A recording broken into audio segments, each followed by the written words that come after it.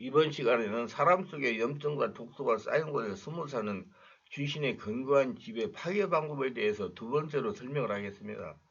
귀신의 경구간치는 주로 배에 있습니다. 명치 끝에 많이 뭉쳐져 있습니다. 손을 대지 못할 정도로 통증을 느낍니다. 어떤 분은 가슴에 또는 갈비 밑에 뭉쳐있는 분들도 계십니다. 특이한 것은 본인은 통증으로 고통을 당하는데 병원에서 CT를 찍어도 MRI 검사도 나타나지 않습니다. 병원에서는 원인을 알지 못합니다. 아프기는 지독하게 아픈데 나타나지를 않습니다. 나타나지 않고 원인을 찾지 못하니 불치병이라고 합니다. 이 귀신의 경관수는 단기간에 치유되지 않습니다. 덩어리가 뭉쳐 집을 지기까지 상당한 기간이 흘렀기 때문에 그만큼 치유에 시간이 걸립니다. 성령의 집에 장악한다는 데 시간이 걸린다는 말씀입니다. 집중적으로 2, 3일 성령 역사를 체험하면서 치유하면 부서지기 시작을 합니다. 성령의 역사로 귀신의 경관들이 파괴되어도 일정 기간 동안 통증은 남아있는 것이 보통입니다. 지속적으로 성령의 불을 집어넣으면서 집중 치유를 해야 됩니다. 어느 분은 6개월이 지나니까 통증이 없어지고 완치되었습니다. 가슴이 아파서 바로 눕지도 못하고 엎드리지도 못하여 옆으로 누워서 잠을 자다가 오셔가지고 완전하게 치유를 받았습니다. 완전하게 치유를 받으니 모두 가족들이 좋아했다고 합니다. 병원에서 불치병이라고 했는데 치유되어 자녀들에게 살아계신 하나님을 섬하게 하는 계기가 되었다고 합니다. 귀신의 경관치는 성령의 불세를 체험하고 깊은 영성과 성령의 권능이 함께하는 사역자가 치유할 때 정체를 드러냅니다. 배에 손을 얹고 기도하면 적어도 10분에서 20분 이내에 귀신의 경관진이 표면에 나타나게 됩니다. 달걀 크기만한 동그란 근육덩어리가 뱃속에서 쏟아나 안수하는 사람을 손을 펴서 이리저리 자라납니다. 배 표면을 이리저리 굴러다니면서 손길을 피하려고 합니다. 이렇게 되면 환자는 극심한 통증과 고통으로 해서 얼굴을 찡그리고 발버둥을 칩니다. 악을 씁니다. 이렇게 귀신의 경관들이 드러나면 축사자는 귀신에게 몸에서 떠날 것을 명령합니다. 그런데 알아야 할 것은 성령님이 지배하시고 장악하시지 않으면 절대로 떠나가지 않고 치유되지 않습니다.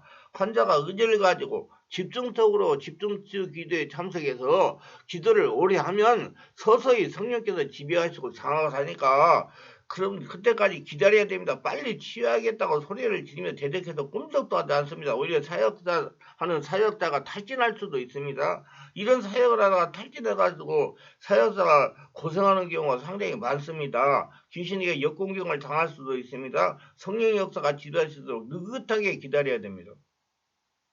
사역자는 여유를 가지고 성령으로부터 지식의 말씀을 받아가면서 죽기를 해야 됩니다.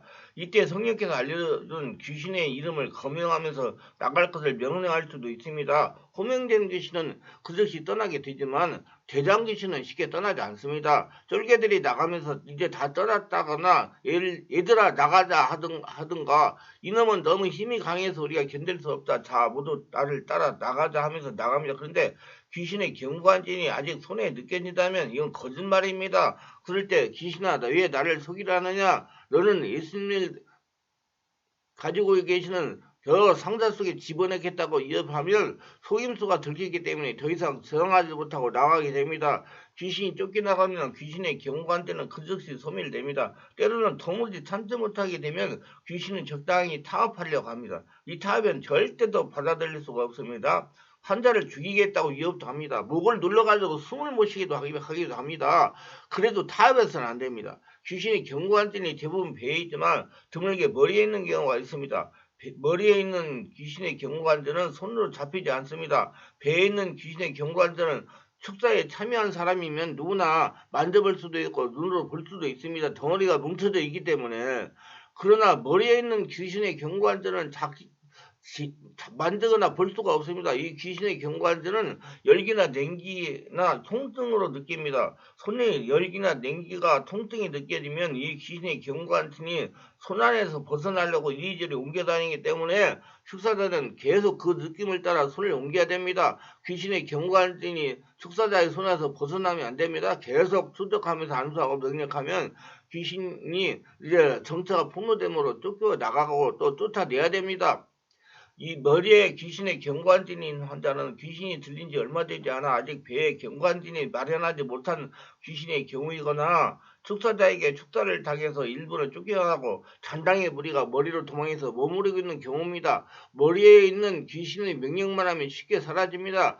그만큼 근거가 약하기 때문입니다. 코로 숨을 들이쉬고 코로 내뿜고 기도를 하면 성령의 역사로 자꾸자꾸 머리가 맑아지면서 떠나가는 것이 보통입니다. 귀신 들린 사람은 눈으로 외부의 귀신을 불러들여 도움을 청하기도 합니다. 그러므로 눈을 손에 얹어 안수해야 됩니다. 눈을 누르면 안 됩니다. 한 손은 귀신이 경고한 진에 다른 손은 눈에 살짝 손을 얹고 기도합니다. 간혹 눈이 심하게 압박해가지고 실명하게 하는 사고를 저지르는 서툰 사역자가 있어 무리를 빚기도 하는데 절대로 눈을 물리적인 힘을 가해서는 안 됩니다. 가만히 손만 얹으면 됩니다. 오직 영적 힘으로만 귀신을 내어쓸 수 있다는 사실을 잊지 마시기를 바랍니다. 어떤 물리적인 힘도 필요하지 않습니다. 다만 발작이 심하여 축기하기 힘든 경우는 사역자가 판단하여 안정을 취하는 방법으로 병원에 상당기간 입원하게 해가지고 안정을 취하게 하는 사역을 할 수도 있습니다. 환자를 올라타 누르고 강하게 힘을 주고 찌르고 압박하려는 행동도 역시 잘못된 겁니다. 사역자는 어떤 물리적인 힘도 사용하셔서는 안 됩니다. 사역자가 귀신을 쫓아내는 것이 아니고 그 사람의 역사는 성령의 역사가 귀신을 몰아내는 것이기 때문에 성령의 역사가 일어나도록 기다려야 됩니다. 귀신이 견고한 진의 손 안에서 스스로 사라지면 귀신은 다 쫓겨나간 겁니다. 그러나 완전히 치우는 것이 아닙니다. 상당 기간 동안 말씀을 듣고 안수를 받으며 성령 안에서 온몸으로 오랫동안 기도하여 자기 자신이 스스로 싸울 수 있는 권능이 있을 때까지 전문적인 사역자의 지도를 받으며 치유를 받아야 됩니다. 그래서 이렇게 오래 고통받는 분들은 멘토를 잘 정해가지고 집중 치유를 받으셔야 됩니다. 저는 우리 충만한 교회 같은 곳에서 최하 1년 동안 집중적인 영성훈련을 받아야 스스로 자립할 수 있다고 믿고 있습니다. 순종해야 됩니다. 무엇보다도 스스로 자립하는 신앙이 중요합니다. 왜냐하면 떠나간 귀신이 신앙이 나태해지면 또다시 침입을 하여 자리를 잡기 때문입니다. 그리고 천국 갈 때까지 마음을 놓아서는 안 됩니다. 귀신 들린 지 10년씩 지난 사람은 귀신의 견고한 지는 직경이 10cm 이상입니다. 그리고 매우 딱딱하고 견고합니다. 손에 대서 성령의 역사 일어나면 통증이 일어나가지고 악을 씁니다. 심지어는 배전태를 덮은 큰 귀신의 견고한 진도 있습니다. 그 냉기가 심한 사람들이 그렇습니다. 혈액순환이 안 되는 사람. 그래서 저는 안수할 때 피가 잘 들고 물이 잘 들고 산소가 잘 들고 온몸에 순환이 잘 돼. 짜다 하고 기도를 많이 합니다. 이런 경우 귀신의 견고한진이 환자의 복부 전체를 덮어 배전체가 딱딱한 콘크리트 같습니다. 굳어진 근육 덩어리가 불쑥불쑥 솟아올라 몇 시간씩 전혀 꺼지지 않고 있습니다. 힘을 줘 눌러봐도 끔찍도 하지 않습니다. 그런데도 환자의 얼굴은 정상적입니다. 일부러 배에 힘을 주어 근육이 솟구치게 하려면 얼굴이 상기되고 호흡을 멈추고 배에 힘을 줘야 가능합니다. 그래서 숨을 깊이 들이쉬고 내쉬는 복수 호흡을 하면서 기도를 많이 해야 됩니다. 그래야지 성령이 장악해가지고 그 견고한 신이 서서히 성령이 지배 속에 들어가가지고 녹아서 없어지는 겁니다. 그런데 귀신의 견고한 신은 그런 환자의 힘이 전혀 들어가지 않은 상태에서 나타나 몇 시간씩 솟아오르며 그 근육덩이가 이리저리 굴러다닙니다. 3살에서 5살 먹은 아이에도 이런 현상이 일어납니다. 저는 많이 체험을 했습니다. 육체적으로 전혀 불가능한 현상입니다. 이건 체험해보지 않으면 이해가 불가능한 겁니다. 배에 힘을 주고 있는 순간은 호흡을 전혀 할 수도 없죠.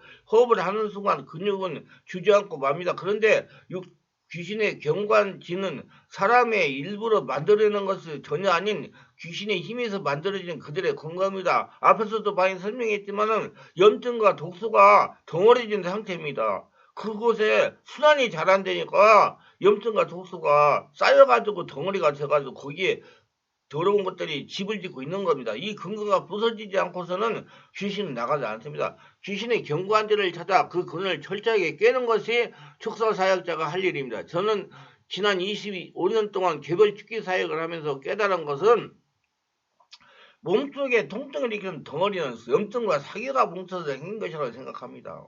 반드시 여러 방법으로 깨고 부숴야 치유되는 겁니다. 성령이 장악을 해야 돼요. 이런 분들이 오시면 안수기도하면서 증상을 알아내고 염증과 사기를 깨트리면서 치유합니다. 저만의 그런 걸 치유하는 그 방법이 있습니다. 이 귀신의 견고한 때는 모든 귀신에게 반드시 있습니다. 적어도 1년 이상 심각한 귀신 때문에 고생하고 있는 사람이라면 반드시 있습니다. 이 귀신의 견고한 일을 찾아내는 것은 간단합니다. 환자의 배와 머리에 손을 얹고 기도하면 됩니다. 적어도 10분 이내에 손 밑에 동그란 근육 덩어리가 마치 공구르지 굴려다니는 것을 느끼고 환자는 통증으로 소리를 지르고 그 근육 덩이가 배편으로 솟아올라 눈이 확인할 수 있을 정도로 볼록볼록 올라옵니다.